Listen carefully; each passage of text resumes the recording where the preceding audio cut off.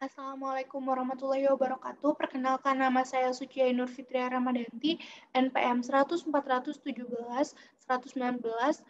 Saya akan presentasikan skripsi saya yang berjudul Tinjauan Yuridis Kebijakan Penanggulangan Penyimpangan Seksual di Lembaga Pemasyarakatan ditinjau dari Peraturan Pemerintah Nomor 32 Tahun 1999 tentang syarat dan tata cara pelaksanaan hak warga binaan pemasyarakatan. Studi kasus Lembaga Pemasyarakatan kelas 2A Bandung. Pada prinsipnya, penjatuhan pidana hanya merenggut kemerdekaan seseorang, bukan merupakan tindakan balas dendam. Dalam artian, tidak ada penyiksaan berupa tindakan, ucapan, maupun penempatan terpidana. Akan tetapi, sistem kepenjaraan zaman dahulu hanya menekankan kepada unsur balas dendam saja, yang dimana sistem tersebut sangat bertolak belakang dengan konsep rehabilitasi dan reintegrasi sosial. Maka sejak tahun 1964 terjadi perubahan dari sistem kepenjaraan menjadi sistem pemasyarakatan. Namun tidak dapat dipungkiri bahwa masih banyak terjadi penyimpangan seksual di dalam lembaga pemasyarakatan yang disebabkan sampai saat ini belum ada kebijakan yang mengatur mengenai pemenuhan hak narapidana akan kebutuhan seksual mereka. Yang di mana hal ini tentunya akan memungkinkan terjadinya penyimpangan berupa seks sesama jenis, seperti salah satu contohnya yang terjadi di dalam lembaga pemasyarakatan kelas 2A Bandung, di mana lapas tersebut merupakan lapas khusus perempuan. Kejadian tersebut terjadi pada awal bulan Januari tahun 2020. Hal tersebut dilakukan oleh warga binaan pemasyarakatan yang memang memiliki orientasi seks menyimpang.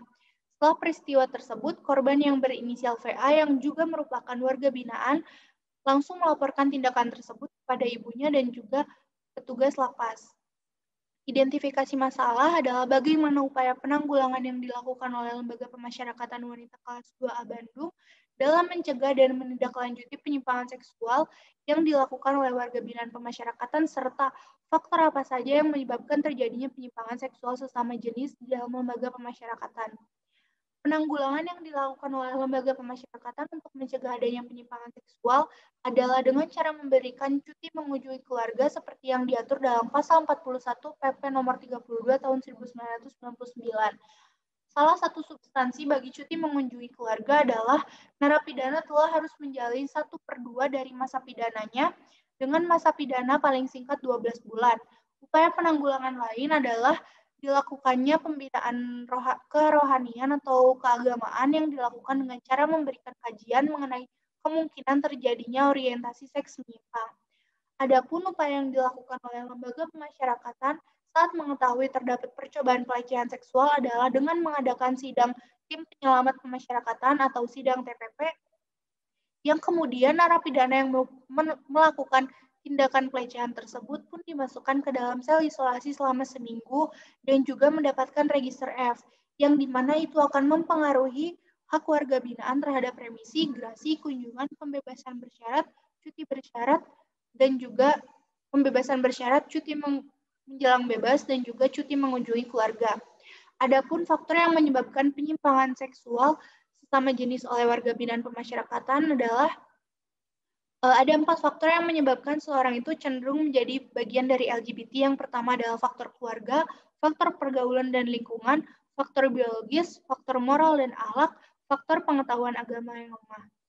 Dan penyimpangan seksual yang terjadi di dalam lembaga pemasyarakatan pun bisa dipicu akibat kondisi lingkungan narapidana itu sendiri, yaitu kondisi di mana narapidana hidup dan menjalani kesehariannya dengan sesama jenis yang dimana ketika dorongan itu muncul dengan sangat kuat, sedangkan pasangan sama mereka tidak ada, yang akhirnya memicu terjadinya penyimpangan seksual.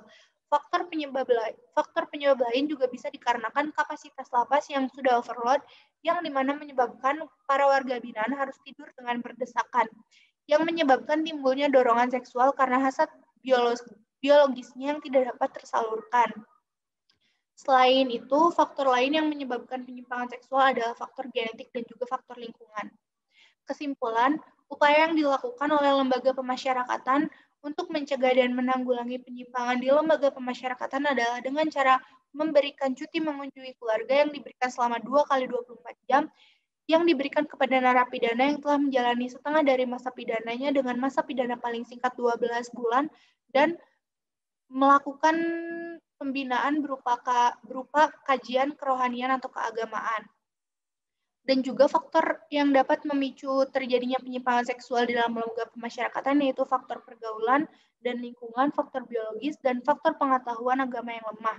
Penyimpangan seksual yang terjadi di dalam lembaga pemasyarakatan juga bisa dipicu akibat kondisi narapidana itu sendiri, yaitu kondisi di mana narapidana hidup dan menjalani keseharian dengan sesama jenis, yang dimana ketika dorongan itu muncul begitu kuat, sedangkan pasangan sah mereka tidak ada.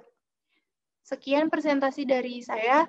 Kurang lebihnya mohon maaf. Terima kasih. Wassalamualaikum warahmatullahi wabarakatuh.